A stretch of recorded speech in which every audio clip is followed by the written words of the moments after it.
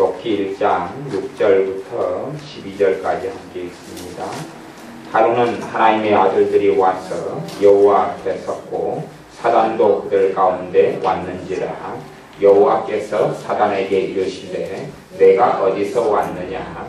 사단이 여호와께 대답하여 가로되 땅에 두루 돌아 여기저기 다녀왔나이다. 여호와께서 사단에게 이르시되 내가 내 종 욥을 위하여 보았느냐. 그와 같이 순전하고 정직하여 하나님을 경외하며 악에서 떠난 자가 세상에 없느니라. 사단이 여호와께 대답하여 가로되 욥이 어찌 까닭없이 하나님을 경외하리이까.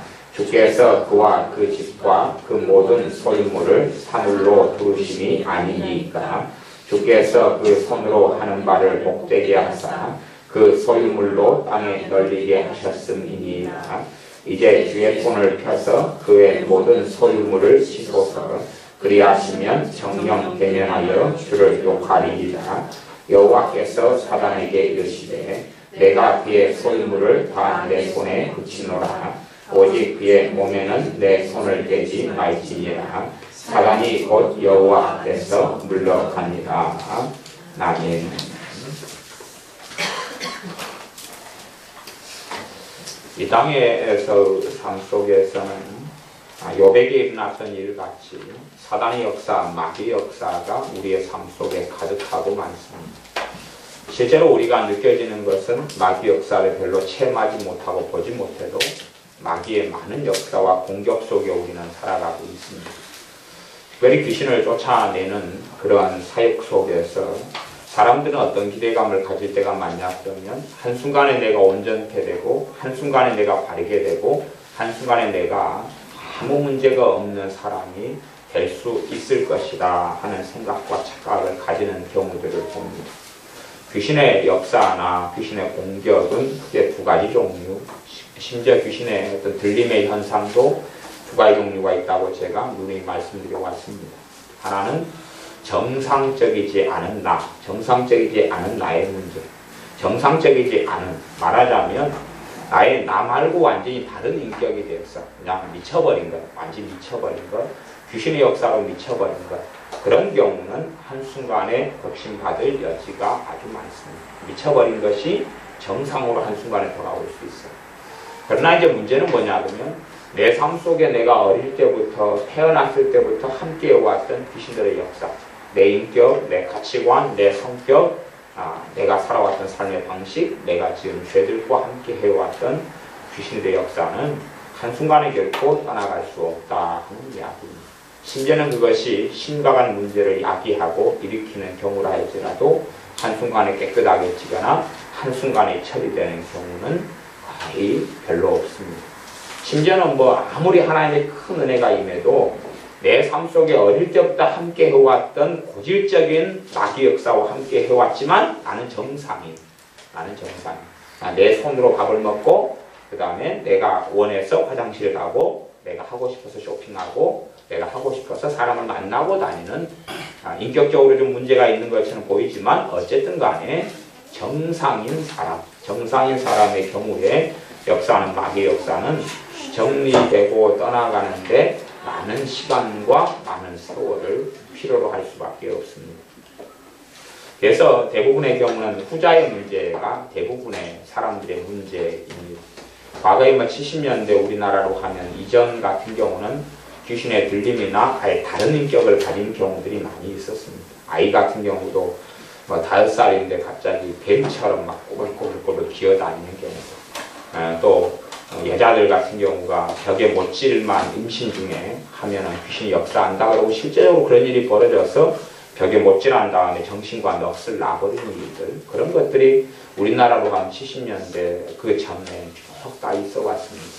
그런 식의 마귀 역사는 한순간에 제어하고 쫓아내버릴 수 있습니다만 그 사람의 인격과 가치관과 취향과 성격과 함께 해오는 마귀 역사, 그러나 시간이 흘러가면서 마귀 역사가 더 확연해지고 강해짐에 따라서 어찌할 바를 모르는 경우의 마귀 역사, 물론 그 속에서 일부라는 이야기는 내 삶 속에 한 극단적인 문제가 벌어지는 게 10가지가 있다 그러면 하나님의 큰 은혜가 임해서 그 중에 한 가지 정도는 정리되고 순식간에 처리되는 일같이 그런 일들은 간혹 있다 하는 것입니다. 그러나 하나님의 큰 은혜가 임해서 내 삶의 10가지 문제를 한꺼번에 다 치워버리거나 없애버리는 일 같은 것은 존재하지도 않고 일어나지도 않고 벌어지지도 않습니다. 성경 66권 가운데 하나님의 사람들 여러분이 다 살펴보면 그런 일이 아브라함에게도 없었고 이삭에게도 없었고 모세에게도 없었고 사도 바울에게도 없었고 예수님의 지자들에게도 없었고 오순절 이후에도 그런 식의 한순간에 어떤 변화되어 버리는 그런 일은 없었습니다. 그렇게 보이는 사건들이 있었고 실제로 그런 일들이 벌어졌음에도 불구하고 우리가 생각하고 기대하는 것과는 꽤 다를 때에도 아주 많이 있었습니다. 그렇기 때문에 사람들이 헛된 기도와 잘못된 기대를 품고 살아가는 일들이 많습니다. 예수를 믿는 사람들 가운데 이제 실제적인 삶 속에서 별로 믿음이 없는 사람들이 있어요. 별로 믿음이 없다는 이야기는 삶 속에서 살아계신 하나님의 역사를 별로 체험하지 못하고 살아오는 신자들이 있습니다. 그런 신자들의 삶은 사실은 좀 심각한 문제가 있다 그렇게 말할 수 있습니다. 예수를 믿는 사람들은 실제로 성령 하나님의 역사하심을 체험하고 살아가야 됩니다. 실제로 살아계신 우리 주 예수님의 이름으로 오신 성령 하나님의 역사하심을 경험하고 체험하고 살아가야 됩니다. 성령 하나님의 역사하심을 경험하고 체험하고 살아가야 됩니다. 그럴 때만이 그 사람이 그래도 그나마 깨어있는 사람이다 그렇게 말할 수 있습니다. 나 성령 하나님의 역사하심이 내 삶 속에 어떻게 있었을까? 어떤 것이 성령 하나님의 역사하심일까? 라는 것을 잘 이해하지 못하고 알지 못하는 사람은 실제로 가장 큰 문제에 직면할 수밖에 없습니다. 어떤 문제냐 그러면 성령 하나님의 역사하심이 그 사람에게 없다라는 가장 큰 진실에 직면해야 되는 것이 첫 번째 것입니다. 물론 성령 하나님의 역사하심이 있는데도 불구하고 모르는 경우도 있습니다. 근데 그런 경우는 사실은 좀 희소하고 드물다 하는 겁니다. 현대의 신학 가운데 하나는 성령 하나님의 역사하심과 운행하심 실제로 자신의 삶이 없어도 있다고 믿으라 하는 가르침입니다. 네, 그냥 없는 것을 있는 것처럼 하는 가르침입니다. 한겨울에 보일러를 켰는데 집이 따뜻하지 않다면 그러면 보일러를 안 켰든지 보일러에 고장이 있든지 이상이 있는 경우죠. 그런데 한겨울에 보일러를 켰는데도 냉벌이고 너무 추워요. 그런데 그렇게 믿으라는 겁니다. 보일러가 지금 작동하고 있다. 그러면 그 사람은 정신병을 가진 사람일 수밖에 없습니다. 실제로 성령 하나님이 내 삶에 역사하시고 운행하신다면 성령 하나님의 역사하심과 운행하심을 나는 느끼고 체험하고 알 수밖에 없다는 가장 기본적인 상식을 가져야 됩니다. 그러지 그냥 뜬구름같이 성령 하나님이 역사하시는데 우리는 느낄 수 없어, 볼 수 없어, 알 수 없어. 말이 안 되죠. 성령 하나님은 내 마음이 역사하시고 감성이 역사하시고 지성이 역사하시고 몸의 역사하시고 그리고 내 모든 영역에 역사하시는 분이 성령 하나님이신데 성령 하나님의 역사하심과 운행하심을 믿는 신자가 모른다 그러면 실제로 그 사람은 무엇에 가장 큰 문제를 말씀드릴 수밖에 없냐 하면 그 사람의 마음이 하나님과 멀다 하는 근본적인 이야기를 할 수밖에 없습니다. 하나님과 실제로 우리의 마음에서 하나님과 우리가 멀리 있는 경우는 아주 많습니다. 하나님과 내 마음이 좀 멀어요. 자요, 우리 마음에서 하나님을 가까이 할 때 하나님 우리를 가까이 해주십니다. 하나님께서 하나님의 자녀들에게 하신 이야기입니다. 너희가 하나님을 가까이 하라, 나를 가까이 하라, 그러면 나도 너희를 가까이 해주겠다. 과거에 구약시대 이스라엘 백성들은 정기적으로 때마다 성전에 가서 기도도 했고 제사도 지냈습니다. 때마다 그렇게 했어요. 우리같이 주일날 예배당에 와서 예배는 때마다 드렸다 그런 이야기입니다. 그런데 하나님께서 그들에게 말씀하시기를 너희는 마음이 내게서 멀도다 그렇게 말씀했습니다. 우리가 마음이 가까운가 뭔가는 사실은 생각해보면 아실 수 있잖아요. 이번에 명절이 됐습니다만은 여러분이 이제 가족들을 만나고 또 그렇게 함께 보내다가 오시고 그랬는데 실제로 내 가족이 있다. 그럼 가족이 내 어머니가 있다. 아버지가 계시다. 내 가족이 있다. 그러면 우리가 마음에서 가까우면 사실은 우리가 예수 믿는 사람으로서 마음에서 가깝다 그러면 첫째는 두 가지, 몇 가지 현상들이 있죠. 자주 생각나죠. 그리고 믿는 사람이니까 자주 생각나니까 당연히 기도를 할 수밖에 없습니다. 자주 생각나죠. 자주 보고 싶죠. 안부가 궁금하고, 그래서 우리가 물론 자주 연락하고 전화한다기보다는 자주 그걸 놓고 기도하게 되죠. 왜? 어디에서 가까우니까 그러냐면 마음에서 가까우니까 그렇습니다. 당연한 일이죠. 내가 1년에 어떤 사람을 한 번도 생각하지 않아요. 그런데 그 사람과 가깝다 그러면 좀 이상한 일이 되겠죠. 내 마음에서 가깝다면 마음에 자주 떠오르고 생각날 수밖에 없는 기본적인 일입니다. 그것처럼 하나님과 멀다, 하나님과 멀다, 하나님과 가깝다, 마음에서 하나님과 가깝다 그러면 하나님을 자주 생각할 수밖에 없고 하나님을 자주 찾을 수밖에 없습니다. 그것은 상식적인 일입니다. 그래서 많은 신자들의 문제는 하나님과 마음이 멀다는 문제입니다. 하나님과 마음이 멀다는 문제. 하나님과 마음이 멀어요. 그러니 일주일 내내 내가 자원해서 특별한 일이 없는 한은 자원해서 하나님을 생각하고 하나님 아버지를 찾는 경우는 거의 없다는 겁니다. 마음에서 하나님이 멀기 때문에. 하나님 내게 가까이 왜 나를 안 해주십니까? 나를 왜 돌봐주지 않습니까? 하나님의 진리의 말씀은 뭐냐 하면 너희가 나를 가까이 할 때 내가 너를 가까이 하겠다는 것이 진리의 말씀입니다. 사람들은 아니요. 하나님 나를 가까이 해주시면 내가 하나님을 가까이 하죠. 아니, 하나님께서는 아니다. 그게 아니라 너희가 나를 가까이 해야지 내가 너희를 가까이 하겠다 하는 것입니다. 그러니까 사람들은 자신의 기대치, 말하자면 자신만의 성경을 쓰고 살아가는 것 같아요. 자기만의 성경. 이 하나님 말씀은 별로 믿지 않고 자기가 생각하고 자기가 믿는 바의 성경이 따로 있어요. 왜 자기 성경은 그렇게 써져 있는 거죠? 하나님이 우리를 돌봐주고 가까이 해주시면 나도 하나님을 가까이 하겠다는 것이 자기의 성경이죠. 그러나 하나님의 말씀, 하나님의 성경은 너희가 하나님을 가까이 하면 내가 하나님을 가까이 하겠다. 그래서 우리의 삶 속에 성령 하나님의 역사하심과 운행하심이 없다. 실제적인 이야기로 성령 하나님의 역사하심과 운행하심이 없다. 그러면 사실은 내 마음에서 하나님과 거리가 멀다 하는 이야기를 할 수밖에 없습니다. 내 마음에서 하나님과 멀다. 내 몸은 간혹가다 예배당에 오지만 내 마음에서 하나님과 가까운가, 내 마음에서 하나님을 찾는가, 내 마음에서 하나님을 고대하는가 하는 것입니다.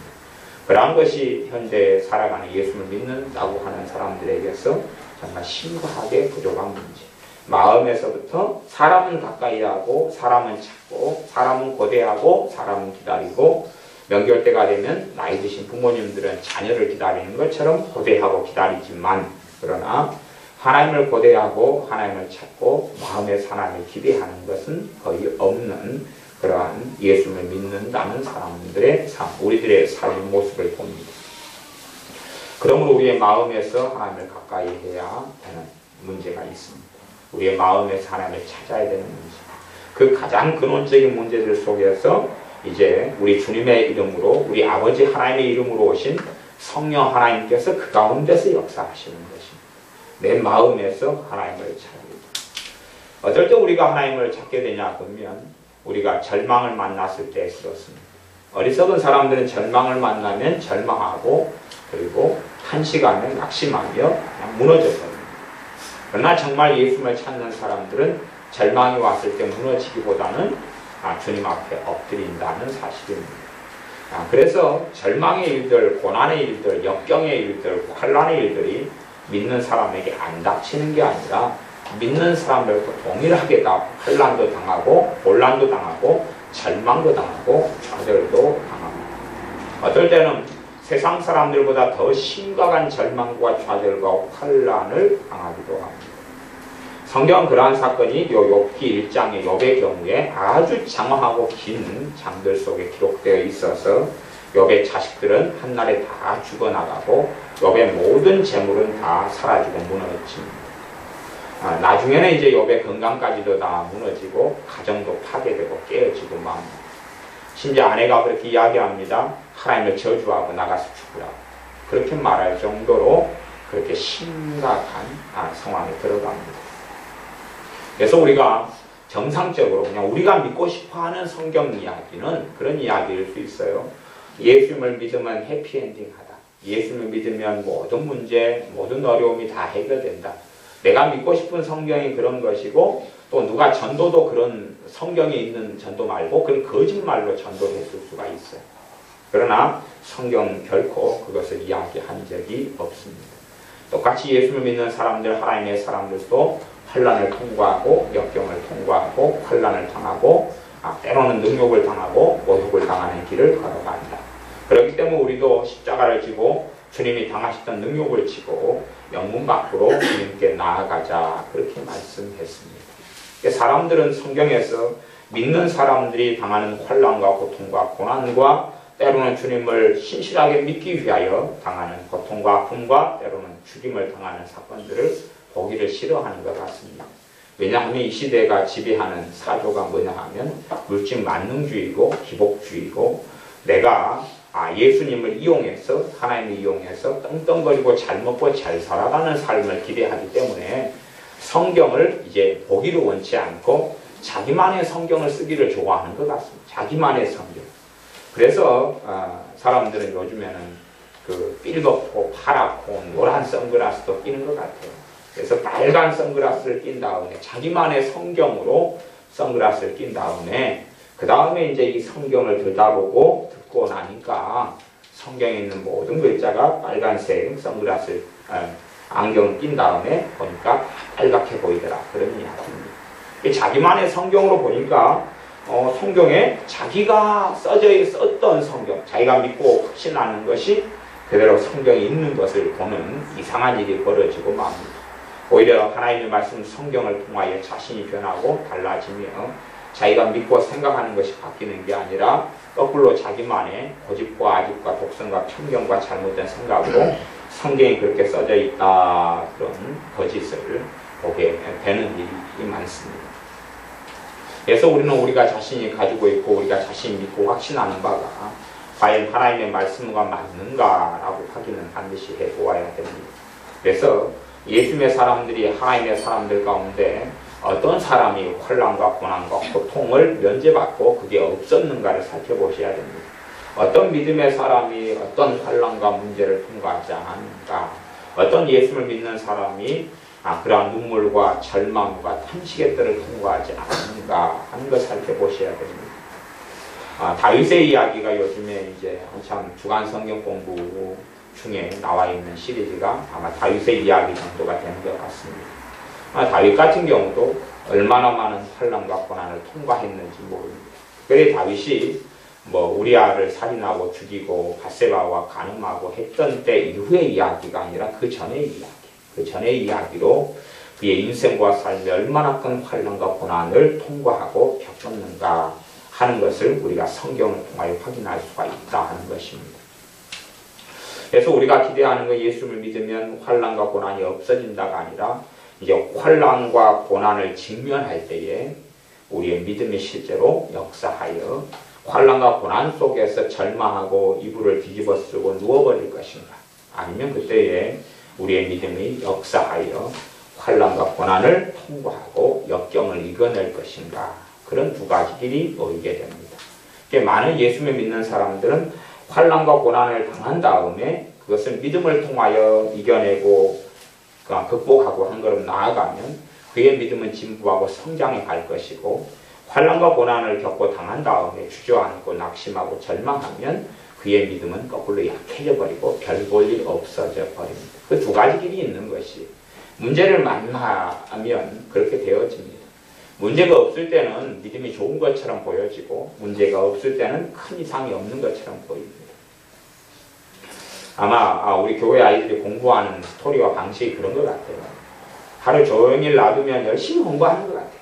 하루 종일 놔두면 열심히 공부하는 것 같은데 사실은 앞에 사람과 옆에 사람과 건너 사람과 입으로 대화하기 바쁘지요. 조금 한 5분 공부하다가 20분은 조잘거리고 10분 공부하다가 또 15분은 조잘거리고 또 그런 거지요. 그렇게 막 이야기하기 바빠요. 근데 멀리서 볼 때는 책상에 앉아 있으니까 계속 공부하는 것처럼 보여요. 평상시에는 믿음이 좋게끔 보인다 그 말이에요. 평상시에는 얘들이 열심히 공부하게끔 보인다 그 말입니다. 그러나 막상 시험을 치르고 나면 그 공부했던 것이 진짜인지 가짜인지가 확인이 드러나죠. 또 실제로 제 친구들이 그런 아이들이 좀 많이 있었습니다. 제 자신이 이 공부는 좀 못했을 때에도 좀 성실한 부분은 있었어요. 왜냐하면 제 돌아가신 아버지께서 굉장히 성실하신 분에 속하셔서 제가 아버지한테 배울 것은 성실성이다. 그래서 공부는 못하는데 학교에 가면 성실하게 공부했어요. 근데 왜 성경은 안 나오는지 몰라도 성실하게 공부했어요.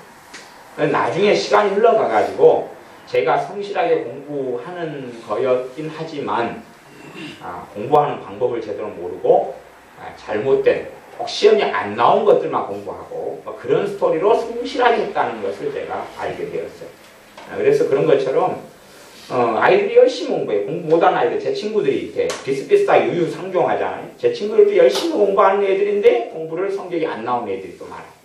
걔네들도 학교에 가면 열심히 공부해요. 시험을 보면 뒤쪽 후반전에서 놀아요. 또 열심히 공부해요. 후반전에서 놀아요.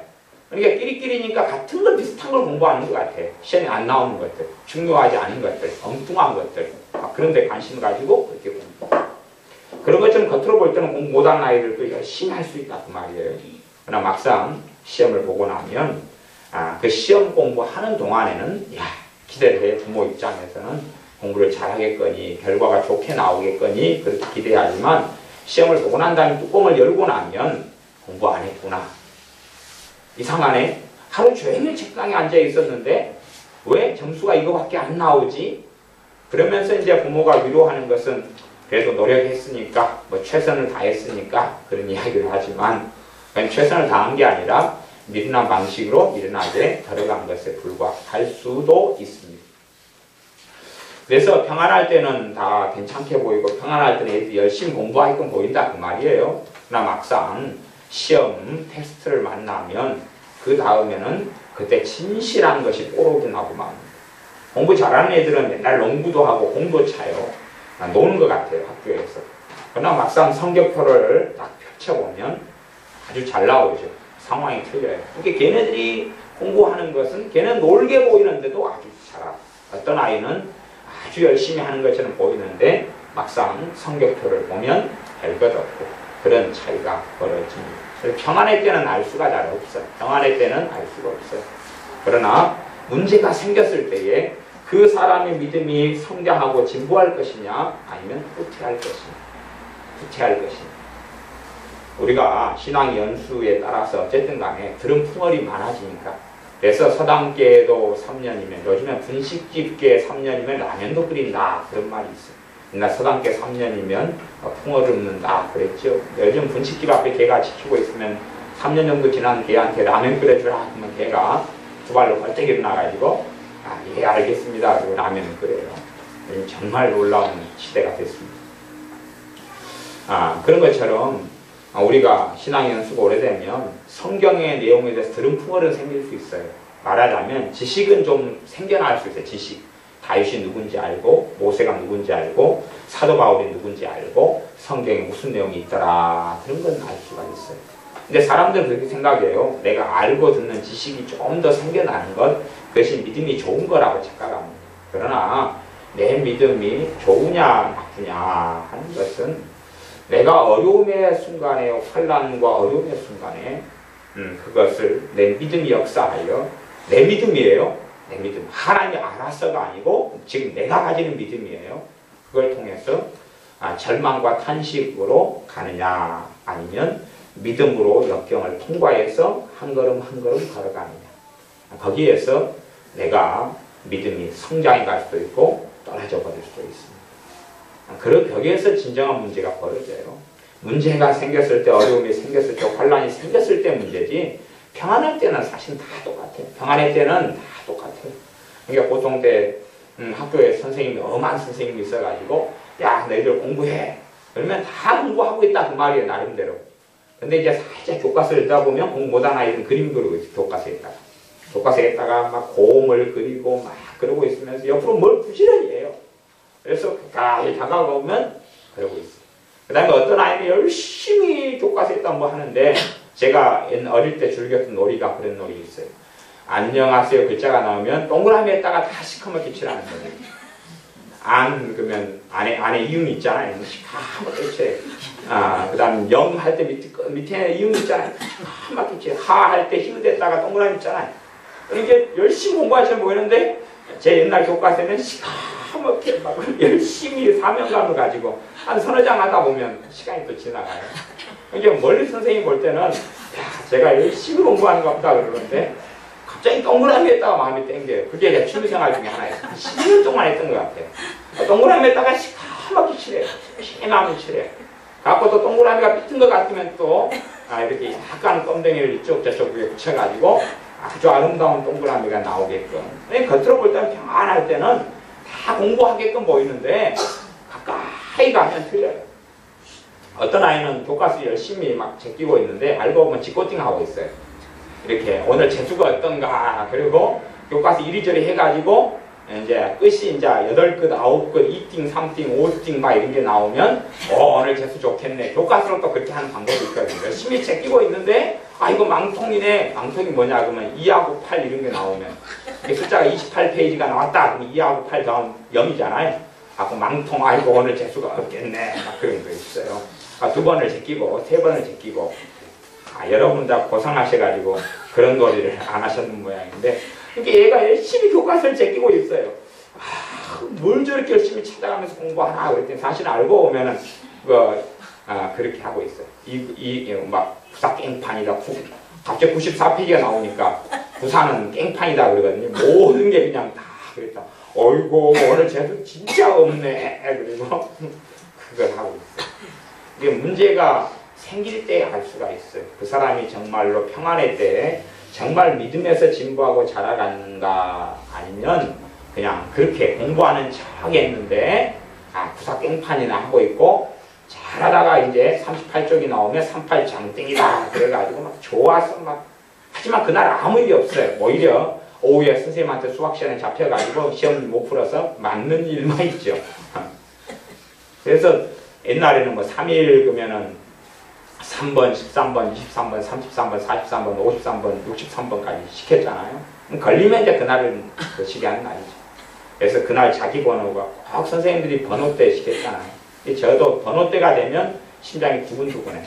그때가 꼭 영어하고 수학 시간만 없기를 간절히 바라지요. 그날 체육이 들고 미술이 들면 좋지요. 그런 것처럼 문제가 생길 때에 꼬르기 나요. 그래서 우리의 삶 속에 내가 고난이 있고 문제가 생겨가 보면 문제의 가장 일반적인 문제는 우리가 다 알 수 있죠. 돈 문제, 그죠? 그 다음에 대인관계 문제. 대인관계가 최고 문제 중에 최고 많은 문제예요. 사람과 사람이 충돌하고 부딪히고 살기 싫은 사람하고 살아가야 되고 만나기 싫은 사람하고 만나야 되고 뭐 여자분들은 이번에 집사님들이나 여기 성도님들은 십자돌림 하고 명절 때 만나셨는데 마음에서 황홀해지고 막 그러지는 않으셨죠. 막 너무 보고 싶어가지고 막 그냥 손잡고 볼을 비비고 싶고 막 그러지는 않으셨죠. 십자돌림하고 막 만나시는 부분들은 그 정도 이제 되면 모르겠어요. 저는 기본적으로 그런 마음이 생긴다 그러면 정말 그냥 대단한 분이거나 좀 변태거나 둘 중에 하나라고 생각해요. 그래서 내가 정말 함께하기 싫은 사람, 그런 사람과의 만났을 때 내 마음을 어떻게 지키고 그리고 오히려 내가 사람과 관계를 엮어나가기 어려울 때에 성령 하나님께서 나를 어떻게 도와주시는가. 그러니까 성령 하나님이 나를 도와주시는 것은 내 마음이 하나님과 가까워야 된다고 그랬어요. 하나님과 내 마음이 가까워야 해요. 하나님과 내 마음이 가까워야지 하나님 역사하세요. 하나님과 내 마음이 먼데 성령 하나님 역사하시질 않지요. 그러니까 사람들은 자신이 주님의 말씀대로 너희 마음이 하나님께서 멀도다. 그렇게 평가를 들은 사람들은요, 여러분 바리새인과 서기관들 이런 사람들 같은 경우는 일주일에 2번씩 금식기도 했습니다. 금식기도 하고 있어요. 근데 하나님 주님께서는 너희 마음이 하나님과 멀다 그랬어요. 이 바리새인 어떤 사람들은요 매일 하루에 3차례 기도했어요. 3차례. 하루에 3차례 시간을 정해놓고 그 시간에 기도했어요. 근데 너희 마음이 하나님에게서 멀도다 그랬어요. 그 사람들은 항상 모여서 성전에 올라가거나 모여서 말씀을 가르치거나 말씀을 들었어요. 그런데 너희 마음은 하나님께서 멀도다. 그런데 하물며 우리들의 삶이야 무엇하겠느냐 그 말입니다. 그럼 과거 유대인들 같은 경우도 그런 판단을 주님께 하나님께 들었거늘 우리가 처해 있는 자리는 어디겠느냐 하는 것입니다. 그래서 진짜 우리가 하나님과 가깝다면 우리가 찬양할 때에 성령 하나님 역사하셔야 되고 우리가 기도할 때 성령 하나님 역사하셔야 되고 우리가 주의 말씀을 묵상하고 상고하고 들을 때에 성령 하나님 역사해 주셔야 됩니다. 그렇지 않으면 우리는 하나님과 가까운 것은 아니다 하는 것입니다. 내 마음이 하나님과 멀다. 하나님과 멀 때에 하나님으로부터 오는 열매들을 거둘 수 없고 역경과 혼란과 고난을 우리는 다 만나게 되는데 통과하기보다는 무너지기도 쉽고 또한 통과할 때 되면 그러잖아요. 필연적으로 그냥 가시밭길이 있는데 가시밭길을 빨리 통과하는 사람이 있고 빨리 통과하는 사람이 있어요. 근데 가시밭길을 다 알지 못하기 때문에 가시밭길이 앞에가 10m가 펼쳐져 있어요. 그러면 한 5m 걸어가다가 아이고 못 가겠다 그러고 다시 거꾸로 5m를 뒤로 와버릴 수 있어요. 하고 다음에 통과해야 되겠다. 그러면 어떤 사람은 끝이 보이면 알 테지만 우리가 살아가는 건 끝이 안 보이잖아요. 10m 가시밭길이 있으면 꼭 그 길을 걸어야 할 때에 9m까지 가요. 9m까지 가요. 그러다가 이제 1m밖에 안 남은 것을 모르기 때문에 한도 끝도 없네. 그리고 다시 9m를 돌아가요. 다음에 가야지. 그래고 이제 낙심하고 절망하고 있다가 비슷한 문제 또 만나요. 또 이때 10m 가시밭길이 다시 이제 9.9m를 걸어가요. 더 인내해가지고 걸어갔어요. 그래서 다 그냥 0.1m 남았는데 다시 돌아가죠. 길을 다시 돌아가요. 그렇게 해서 아주 어마어마한 길을 걷지만 그러나 제자리인 경우들도 많다는 겁니다. 우리가 정말로 믿음의 사람들이라면 성령 하나님께서 역사하셔서 10m 가시밭길을 빨리 걷게 하시고 그 가운데 우리가 유익을 얻게 하시며 우리의 덕이 세워지도록 우리를 이끌어 주시는 겁니다. 많은 사람들의 삶 속에 성령 하나님의 운행하심과 역사하심이 별로 없어서 어떤 일은 그럽니다. 하나님 좀 보여주십시오 그러는 사람들도 있어요. 그런 사람들은 실제의 삶 속에 누구의 역사를 못 누리고 사는 거냐 하면 성령 하나님 역사하시면 모르기 때문에 자기 삶 속에 성령 하나님의 오순절 이후에 예수를 믿을 때에 임하고 성령 세례와 충만을 받을 때 임하셔서 성령 하나님의 역사하시는데 사실은 그런 성령 하나님의 운행과 역사하심과 임하심과 이끌어가심을 모르기 때문에 그렇죠. 그걸 뭐 이론적으로 신학적으로 지식적으로 설명해야 되는 문제가 아니라 직접 겪어야 되는 문제거든요. 직접 겪고 살아야 되는 문제인 것이지 뭐 설명한다고 해당되는 어떤 문제하고는 다르잖아요. 실제로 성령 하나님의 운행하심과 역사하심의 가장 근원적인 부분은 나하고 하나님과 관계거든요. 나하고 하나님과 관계. 두 가지 관계의 문제입니다. 첫째는 믿음 속에서 내가 가진 믿음, 말씀을 붙잡은 믿음 속에서 하나님과 나의 관계가 어떠냐 하는 첫 번째 것. 두 번째는 실제의 삶 속에서 하나님과 내 관계가 어떠냐 하는 이야기. 두 가지 이야기입니다. 첫째는 믿음 가운데서 하나님과 나의 관계가 어떠냐. 그런 부분에서 제가 성령 충만과 성령 세례를 받거나 성령 하나님의 충만하심을 입는 것에 대하여 제가 설명을 많이 해왔습니다. 나아가서는 실제적인 관계 속에서 하나님과 나와의 관계가 어떠냐.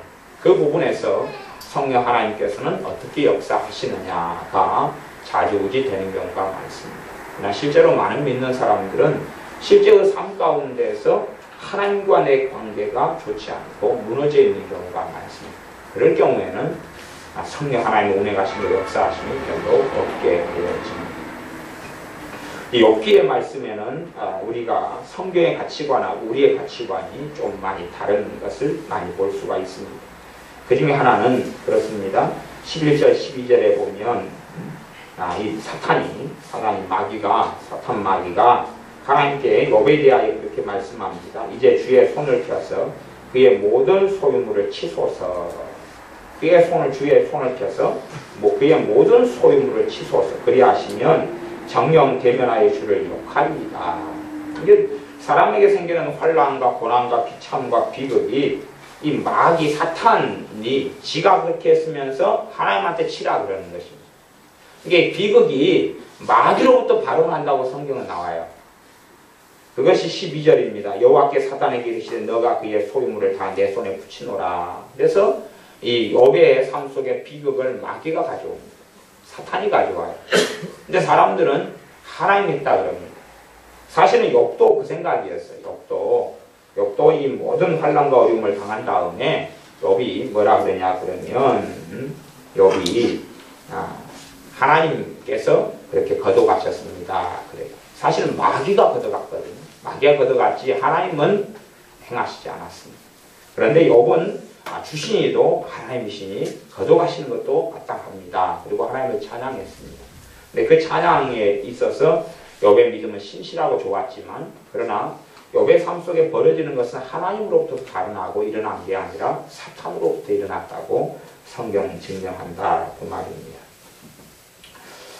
그래서 이제 성경에 벌어지는 이러한 일, 실제 우리의 삶 속에 벌어지는 많은 일들 속에서 사단과 마귀의 일들이 아주 많습니다. 근데 사람들은 하나님의 살아계신 하나님의 주권, 그래서 그것도 하나님의 주권에 대한 신앙도 굉장히 많은 믿음이 필요하고 여러 가지 복잡한 것이 많다 그랬습니다. 근데 성경은 이제 뭐 그런 신학이나 복잡한 것 말고 실제적인 삶으로 들어가서 복잡한 이론과 체계 말고 성경 실제 삶에서 욥을 공격한 것이 사탄이라 그랬다면 욥은 거룩하고 의로운 사람이었는데 그렇다면 우리의 삶 속에 우리의 삶을 우리 인생과 삶을 마음과 생각과 감정을 공격하는 이가 누구겠는가 하는 것입니다. 하나님이 아니라 사단이 마귀가 우리를 공격합니다. 그래서 명절 때나 또 되면 사단 마귀의 공격과 역사는 아주 많아지는 일들을 경험합니다. 그리고 또한 우리가 보통 때에 얼마나 마귀를 가까이 했느냐가 사실은 명절 때 같은 때나 아니면 뭐 4월 초하일 이런 때가 되면 또 제삿날이 되면 그런 날이 되면 내가 얼마나 마귀를 내 삶 속에 가까이 했느냐가 그때 드러나는 날줄 가운데 하나가 됩니다. 그때가 좀 정신이 산만해지고 그냥 막 자꾸만 짜증이 나고 피곤하고 신경질이 나고 성질이 나고 낙심이 되고 좌절이 되고 절망이 되고 살기 싫고 막 조금만 건드려도 막 폭발하는 지경 속에 있고 막 이런 부분이 이제 일상적인 삶 가운데 있는 두 번째 마귀 역사의 부분이다 라고 제가 서두에 말씀을 드렸습니다. 그렇게 해서 이런 명절 때가 되고 마귀 역사가 많은 날과 때들이 되면 사단의 공격은 아주 극심해지고 많아집니다. 우리의 삶 속에 우리의 믿음의 성장함에 따라서 사실 이 부분들을 정리하고 없애가야 됩니다. 그런 부분을 없애가야 돼요. 문제와 일만 생기면 마귀가 확 덮쳐버리는 경우는 사실은 평안할 때 마귀가 별로 덮치지는 않습니다. 뭐가 있어야 되냐고는 건수가 있어야 돼요. 건수가 있어야 돼요. 어떤 건수가 있어야 돼요. 건수가 있을 때에 내 수준이 그때 드러나는 것이죠. 아까 시험 볼 때 수준이 드러난다 그랬죠. 평안할 때는 믿음이 좋은 것처럼 보이고 괜찮은 것처럼 보여요. 건수가 한번 터져보라 그 말이에요. 건수가 터져보라 그 말이에요. 일이 벌어져 보라 그 말이에요. 건수가 터져보고 일이 벌어져 보라 그 말이에요. 사람을 통해서 마귀는 많이 공격합니다. 사람을 통해 공격하면 그냥 마귀가 사람을 공격하지 않고 그냥 사람과 사람이 부딪혀요. 사람과 사람만 부딪혀요. 그러면 용서는 쉬워요. 사람과 사람이 그냥 의견 다툼이나 충돌이나 한 사람의 성질이 그냥 더러워가지고 한 사람 공격해. 사람과 사람과의 다툼과 문제는 우리 믿는 사람들이 용서하는 것도 좀 쉬워요. 그러나 한 사람 뒤에 마귀가 역사해요. 그래가지고 충돌이 벌어져요. 그러면 용서는 정말로 어렵습니다. 용서하려고 해도 마귀는 끊임없이 미움과 증오와 절망과 아픔을 자꾸만 되새겨줍니다. 그렇기 때문에 마귀 역사가 끼어든 부분은 용서라는 건 아주 어렵습니다. 아주 어려워요. 왜냐하면 실상은 용서의 그 싸움이라는 것이 헛되게 하고 싸우는 것과 같은 거기 때문에 그렇습니다. 그 사람은 마귀에게 꼭두각시처럼 사용되었어요. 실제로 또 마귀 꼭두각시처럼 사용되는 일들이 많다. 그 말은 그 삶이 이제는 마귀에게 많이 넘어가 버렸다 그렇게 말할 수밖에 없어요. 그런 경우에 책임은 당연히 그 사람이 100% 다 져야 됩니다. 100% 다 져야 돼요. 100% 다 하나님 앞에 져야 됩니다. 영적인 실상과 실체를 보면 그 사람이 이제 특별한 영역이 있어요. 평안할 때는 자기 생각과 의지와 감정대로 살아가지만 마귀가 쓸 때가 되면 마귀의 심부름꾼으로 전락해서 살아갑니다. 요즘은 컴퓨터 가운데 그런 컴퓨터가 있어요. 좀비 컴퓨터라고. 좀비 컴퓨터가 있습니다. 좀비라는 것이야 이제 뭐 판타지 소설이나 아니면 게임 같은 걸 하는 사람은 좀비가 그런 거잖아요. 그냥 시체가 일어나가지고 걸어다니고 막 그런 거. 중국식으로 하면 강시 같은 거 막 그런 게 좀비라 그러는데, 좀비 컴퓨터라는 것은 어떤 사람이 이제 컴퓨터를 가지고 못된 짓을 하기 위해서 어떤 프로그램을 몰래 설치하고 깔아놔가지고 자기의 목적에 맞게 어느 때가 되면 쓰는 걸 이야기해요. 평상시에는 정상적인 컴퓨터를 잘 써요. 평상적으로. 북한 같은 경우가 우리나라에 어마어마한 좀비 컴퓨터를 깔아놨습니다. 그래서 이렇게 다른 컴퓨터들이나 다른 프로그램이나 은행이나 이런 걸 공격하도록 그렇게 많이 해왔고, 실제로 북한의 소행이 작년 같은 경우도 전자 이 컴퓨터를 통한 공격이 어마어마하게 많이 있었다는 것은 알려진 일입니다. 실제로 북한 같은 경우는 아예 이런 부대를 어마어마한 부대를 만들고 참설하고 거느리고 있어 와서 뭐 보통 때 되면 뭐 전쟁 무기 같은 경우도 대부분 컴퓨터와 전자 시스템을 통해서 하는데요. 그런 부분을 체계로 공격해 버리는 것이. 그렇기 때문에 이 전자전으로 갈 때는 사실 심각한 문제가 벌어질 수밖에 없습니다. 걔네들은 주로 전자 쪽이 아니고 구형 무기를 많이 쓰기 때문에 우리 전자파 교란하고 그쪽으로 문제를 일으켜버리면 심각한 문제에 직면하는데, 그것이 북한의 최대 전략 전술 가운데 하나에 속합니다. 어쨌든 걔네들이 해킹이나 여러 가지 전자 부대, 컴퓨터 부대를 통해서 사용해서 우리나라의 많은 컴퓨터를 좀비 컴퓨터화 시켜놨습니다. 평상시에는 가만히 멀쩡하다가 걔네들의 목적에 의해서 버튼을 이용하고 사용하면 좀비 컴퓨터로 변해서 그 컴퓨터가, 심지어 우리 집에 있는 컴퓨터가 국가의 정부를 공격하는 데 쓰이고 은행을 공격하는 데 쓰이고 된다, 그 말입니다.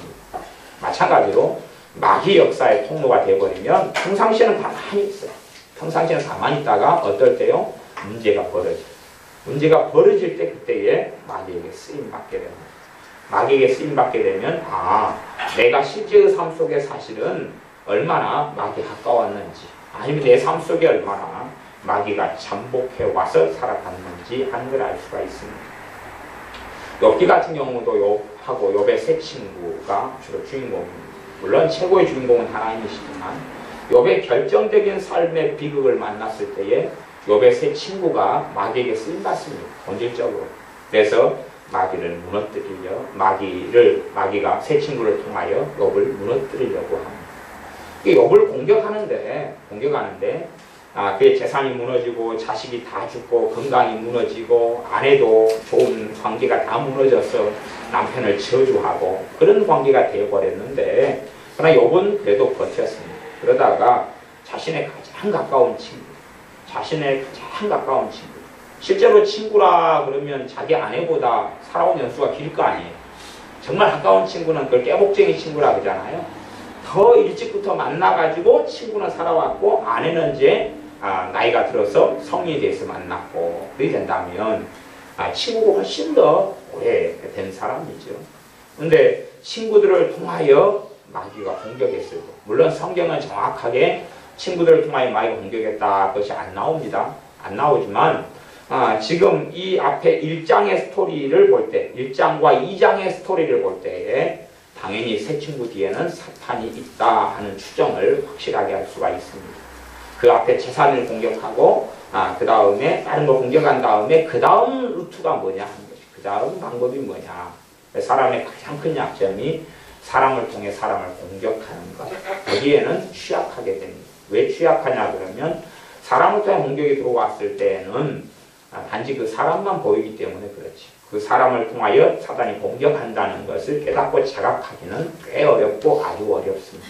아주 어려워요. 그래서 이제 우리 자신의 문제이기도 하지만 사람을 통해서 사탄이 공격한다, 마귀가 공격한다, 귀신들이 공격한다 그러면 어떤 사람의 말을 들을 때에 내 마음에 번뇌가 일어나고 고통이 찾아오고 아프고 아니면 짜증이 나고 절망이 생겨나고 분노가 일어나고 낙심이 생기고 이런 일들이 벌어지면 사실은 사람을 통해서 내 자신의 역사는 마귀 역사일 수도 있다고 했습니다. 내 자신의 역사는 내가 마귀가 충만한 상태가 되면 충만한 상태가 되면 아무 때나 난 터지죠. 내가 충만한 상태에 막 그냥 막 건들면 터져버릴 상태가 되면 운전하고 지나가다가 옆에 차가 그냥 갑자기 끼어들면 터져버리잖아요. 그런 아무것도 아닌데 바로 터져버려요. 그런 경우는 이제 내가 막이 충만이다 그런 상태가 됩니다만은 뭐 내가 그런 특별한 문제가 아닌 상태, 좀 어지간히 건드려도 그냥 평안한 상태, 큰 문제 없이 용납하고 참아줄 수 있는 상태다. 그런 평안한 보통때의 상태라고 가정하고, 그럴 때에 상대방이 내게 말할 때에 그 말을 듣고 내 마음과 감정과 정서와 생각이 어떻게 돼버리냐, 어떻게 돼버리냐. 이게 건드려도 그냥 짜증이 그냥 확 나가. 건드리면 어떻게 되는 상태가 되면 그 누구 문제예요? 나 문제. 그건 나 문제. 나 문제. 근데 어지간히 막 건드려도 별 문제가 없는 상태는 지금 나 문제는 아니에요. 현재 상태에서. 그런데 건드리면 작은 문제도 막 신경질하고 짜증나고 성질나고 하면 그건 내 문제고. 근데 그게 아니라 나는 그냥 평안해요.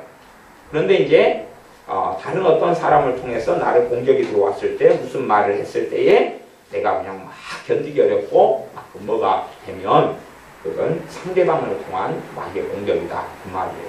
그럴 때가 될 때에 이제 사실은 우리가 대처하고 싸우기가 어려워요.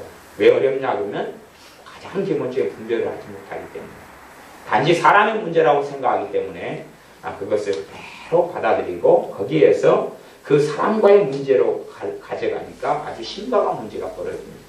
물론 그 사람에 가까운 사람이라면 좀 더 복잡한 일이 됩니다. 왜냐하면 그 사람은 가까이 살기 때문에 계속하여 마귀의 앞잡이가 될 수밖에 없기 때문에, 그 사람을 마귀 앞잡이에서 내가 어떻게 풀어주는 건 거의 불가능하기 때문에 그렇습니다. 왜냐하면 스스로 지은 죄들을 통하여 마귀에 속했고 마귀와 함께 살아가기 때문에 스스로 지은 죄들을 본인이 가지고 주님 앞에 나아가지 않는 한은 해결되지 않기 때문에 그렇습니다.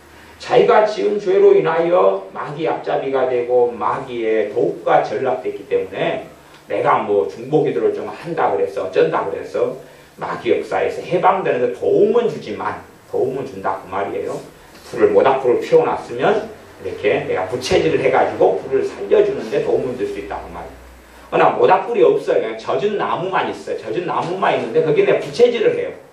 그러면 도움은 좀 되겠지요. 젖은 나무에서 0.001%가 좀 많을 거 아니에요, 나무가. 그러나 불이 살아나진 않잖아요. 전혀 불이 살아나진 않아요. 그래서 기도라는 것은 항상 돕는 은사와 돕는 사에게 속한다. 그거 제가 말씀드리고 왔습니다. 기도가 본질이 아니라 기도는 돕는 사예요. 하나님과 내 관계에 있어서는 기도가 본질이고, 하나님과 내 관계에 있어서는 기도가 본질이고, 다른 사람을 위해서 하는 중보기도에 있어서는 기도는 돕는 사예요. 본질은 뭐냐 그러면 그 사람이 하나님께 엎드리고 그 사람이 회개하고 그 사람이 돌이키고 그 사람이 순종하고 그 사람이 믿음을 가지고 그러는 게 본질이고, 그게 없는 한은 기도가 그걸 도울 수가 없어. 던데기가 없거든. 아무것도 없거든. 아무것도 없어. 그래서 기도라는 것은 돕는 사역이지 본질이 아니야. 그게 없을 때는, 아니 원금이 없는데 어떻게 이자가 있냐 그 말이에요. 원금이 있어야지 그 이자가 이제 붙는 것이, 원금에 따라 이자가 붙는 것이. 그런 것처럼 기도는 돕는 거기 때문에 기도가 모든 일을 하지도 못해. 기도가 모든 일을 하지 못해. 그게 가능했다면 주님께서 제자들에게 기도로 제자들을 막 변화시켜 주셨겠죠. 안수기도 같은 거, 중보기도 같은 걸로 예수님께서 자신의 사도들을 변화시켜 주셨을 거예요. 그러나 하나님의 말씀을 계속 가르쳤어요. 가르치고 제자들이 그 말씀을 듣고 배우고 깨달았어야 돼요. 하지만 공생의 세월이 끝나는 후반전에도 주님께서 제자들에게 너희가 왜 아직도 듣는 것이 그렇게 그러고 너희가 아직도 믿음이 그 모양이냐 라고 제자들 책망하셨어요. 주님의 기도로 제자들의 믿음이 성장하는 게 아니었기 때문에 그래요. 그런 건 아니었어요. 우리가 내 자녀들에게 사랑하지만 밥을 해주지만 밥을 때로는 떠먹여주지만, 그러나 밥을 소화시키고 먹어야 될 것은 자녀가 그래요. 자녀가 우리가 밥까지 떠먹여주고 분유도 먹이고 젖도 먹일 수 있어요. 다 그건 사랑하는 부모라면 다 하지요. 그러나 실제로 어쨌든 간에 먹고 소화시키는 건 100% 자녀의 몫이에요. 음식까지 떠먹여주고 다리가 부러져서 먹여줄 수도 있어요. 손이 부러져서 먹여줄게요. 손이 부러져서 먹여줄 수는 있지만 씹거나 때로는 삼키거나 몸에서 흡수하는 걸 자녀의 몫이지 그걸 부모가 대신해 줄 수 없다 그런 것이. 그것처럼 하나님의 말씀을 스스로 먹고 섭취해 가지고 믿음이 성장하고 자라가야 합니다. 그렇게 되지 않으면 그건 대신해 줄 수 없는 것이 되어집니다. 어떤 분이 제게 그런 질문을 하셨어요. 그 질문에 대한 답은 제가 자주 해왔는데 자세히 못 들으셔가지고 그런 것 같아요. 어떤 질문을 하셨냐 하면은 본인은 자주 이렇게 막 기침이 나오고 막 그러신다고. 그래서 왜 그러냐고 질문을 해오셨어요. 근데 막 글로 몇 가지 달고 그래가지고 설명하기는 굉장히 난점이 있고 그 정도 하나 설명하더라도 한 30분 이상은 제가 너끈히 설명해야 되는 걸 갖다 글 몇 자로 어떻게 이야기해 주겠어요. 근데 설명을 안 하셨더니 그분이 또 엉뚱하게 생각을 하셔서 댓글을 달아놓으셨어요. 그래서 도대체 이걸 어떻게 해야 되느냐 그렇게. 근데 기침이 나오고 막 가래가 나오고 하는 것은 마귀 역사가 물러가는 거죠. 마귀 역사가 물러가는 거죠. 근데 그분이 예를 들어서 막 오랜 세월 동안에 막 그래왔다 그렇게 이제 이야기를 하셔요. 그러니까 오랜 세월이 해왔으니까 내게 그렇게 마귀 역사가 많은가 뭐 그렇게 이제 그래서 그렇게 많지는 않을 텐데 그러니까 이제 이것은 다른 현상일 거야 생각하시는 거예요.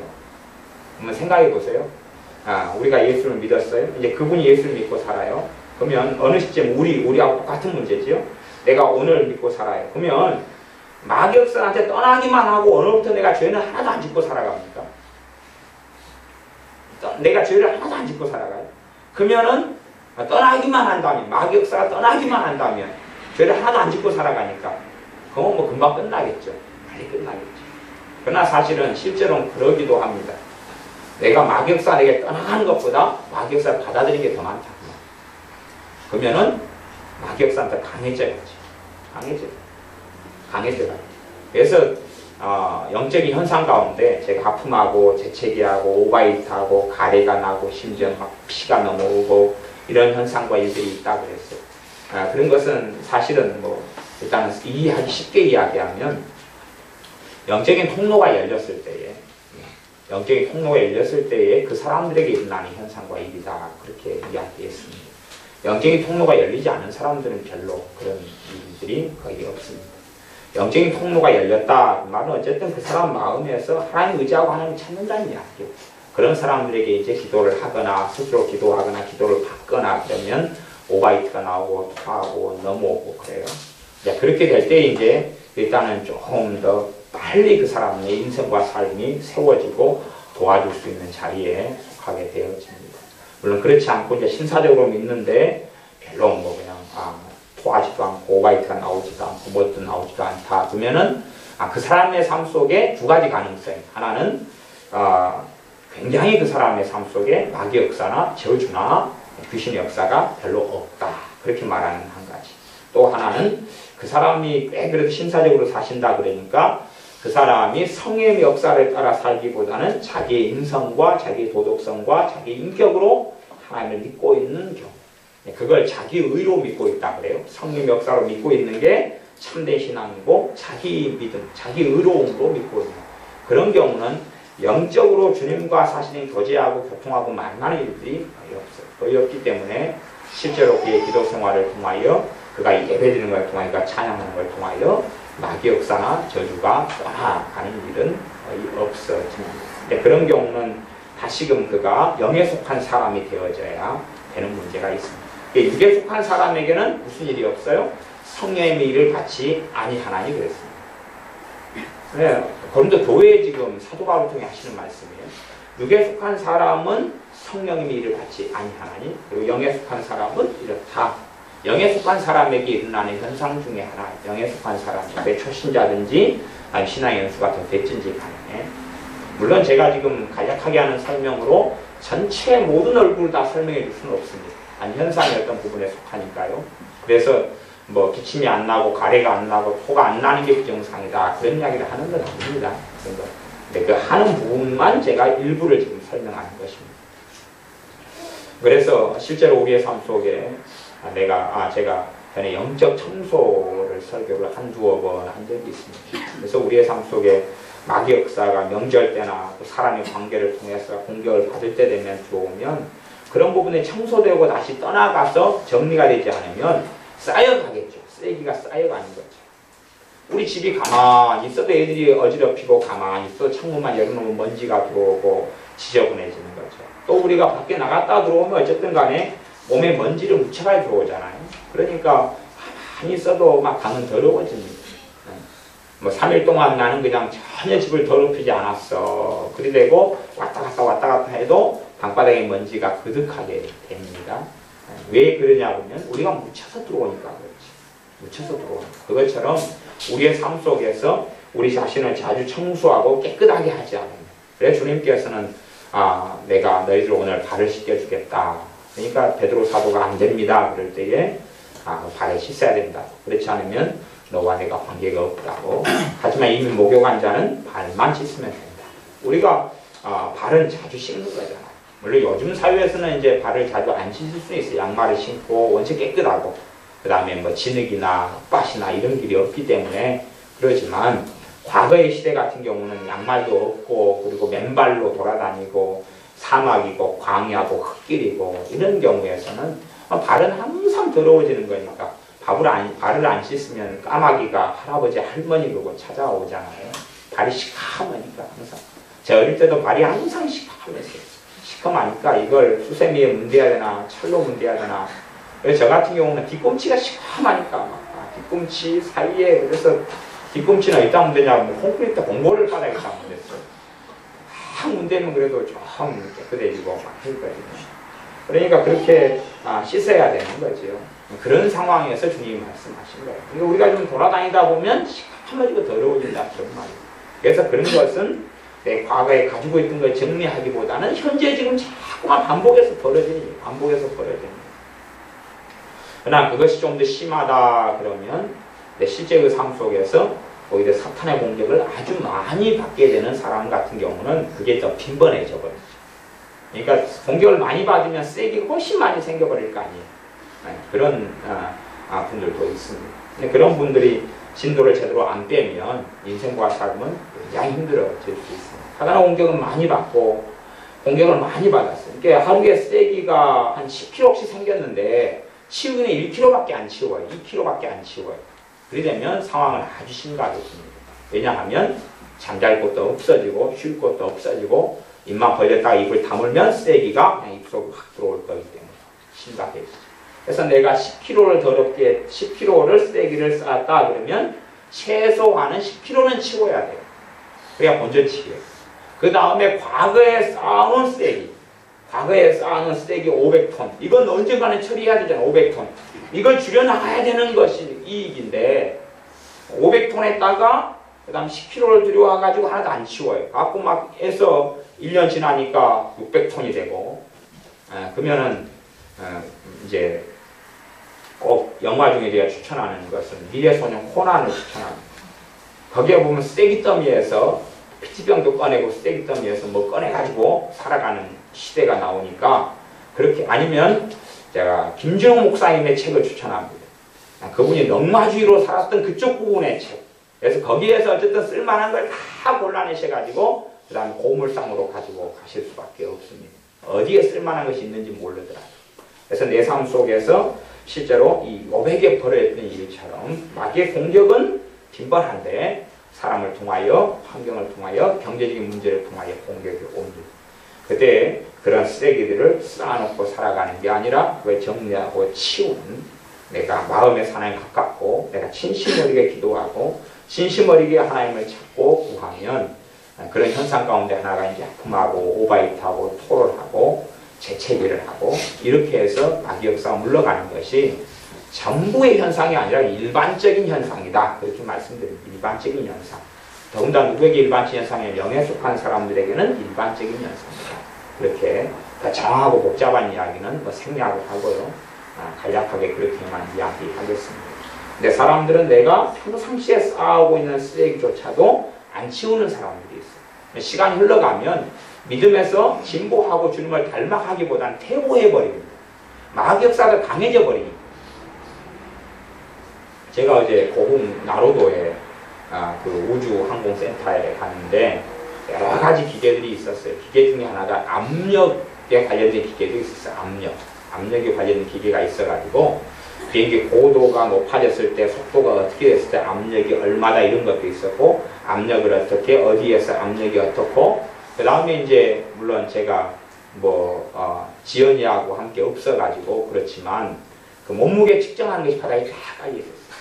그 화성에서 몸무게가 얼마냐, 지구에서 얼마냐, 근데 내가 딱 지연이하고 있었으면 쫙 지나갈 때 얼른 쫙 포착해서 사진 하나 찍어 놓을 텐데 그렇지만 솔직히 이제 제가 지연이네 식구들 가운데 거의 대부분의 몸무게는 알고 있어요. 제가 기록해 놓았거든요. 신문을 통해서. 근데 지연이 몸무게가 지금 기록이 안 됐어요. 근데 그 중력에 따라서 또 나아가서는 그 압력에 따라서 사람들이 느끼는 게 틀리죠. 마격사가 많아진다 그러면 압력이 세지는 거예요. 이게 내가 지금 여기에서 보통 때 걸어 다니는 것하고 물속에서 걷는 것이 물속에 걷는 거 훨씬 힘들잖아요. 모래밭에서 걷는 것하고 콘크리트 위에서 걷는 것하고 모래밭에서 걷는 거 훨씬 힘들어요. 마격사가 세지면 이제 똑같은 길, 똑같은 삶을 사는데 아주 힘겨워져. 다른 비유로 한다면 내가 지금 맨몸으로 걸어가다가 10kg 짐을 짊어지고 가다가 조금 지나면 20kg 짐을 짊어지고 조금 지나면 30kg 짐을 짊어진다면 인생과 삶은 굉장히 어려워져. 그래서 할머니들이 왜 허리가 뽀그라지냐 그러면 짐을 많이 짊어지셔서 그래요. 겉에 우리가 육의 눈으로 볼 때는 아무 짐을 안 짊어지게 보이시지만 영적인 눈을 뜨고 보면 그분들은 어마어마한 인생과 삶의 짐을 짊어지고 있어요. 자녀의 짐은 기본 컨셉이고 마음의 한, 절망, 분노, 낙담 그래서 팍 꼬꾸라지는 거예요. 너무 무거우니까 그래요. 무거우니까. 어쩌다가 허리를 한번 펴시잖아요. 어쩌다가 아이고 그러다가 다시 또 팍 꼬꾸라지잖아요. 너무 무거우니까. 그런 것처럼 우리가 마격사가 시간이 갈수록 청소하고 깨끗게 되고 과거의 것을 주님의 이름으로 주님의 은혜와 진리와 말씀을 통하여 치워내지 않으면 점점 세져. 그러면 내가 똑같은 길을 걸어가고 살아가는 것도 아주 힘겹고 어렵게 됩니다. 우리의 삶 속에 마귀역사를 정리하고 처리하는 가장 근원적인 방법은 내 마음에서부터 하나님과 가까워지는 것, 마음에서 하나님과 가까워지는 것, 그리고 내 삶 속에 영적인 청소하고 마귀역사를 정리하고 깨끗하게 치움을 통하여 우리가 더 주님 앞에서 바르게 살아가야 합니다. 또 사람을 통해 영적으로 공격이 올 때에 우리가 주님의 이름을 대처하고 정리하고 싸워서 오히려 마귀역사 깊이 들어오기보다는 우리가 마음을 지키고 생각을 지키고 삶을 지킬 수 있는 믿음의 사람들이 되어야 됩니다. 기도하겠습니다. 아버지 하나님, 우리의 삶 속에 마귀에게 우리가 공격을 받으며 비참함과 참담함과 어려움에 들어갈 때가 있으나 우리는 생각하고 말하기를 왜 하나님이 이렇게 하셨는가 할 때도 이 많습니다. 우리가 영적인 눈을 떠서 영을 분별할 수 있도록 또한 여러 가지 일들 가운데 깊이 있는 마귀 역사, 귀신들의 역사가 어디까지이고 어떻게 되어지는가를 볼 수 있는 영적인 지각을 가진 자녀들이 우리가 되게 하여 주시옵소서. 우리의 삶 속에 사람을 통하여 말을 통하여 또 우리의 감정과 정서와 인생과 돈의 문제를 통하여 우리가 여러 가지 문제를 당하는 중에 우리의 믿음의 실체를 보게 하시며 우리가 믿음을 가지고 승리하며 이기게 하여 주시옵소서. 우리의 믿음이 나날이 진부하고 자라나서 우리가 믿음의 능력이 있는 그러한 하나님의 자녀가 되게 하여 주시옵소서. 저주가 떠나가고 마귀역사 떠나고 귀신의 역사가 떠나가고 주님과 더 가까워지게 하여 주시옵소서. 예수님의 이름으로 기도하옵나이다. 아멘.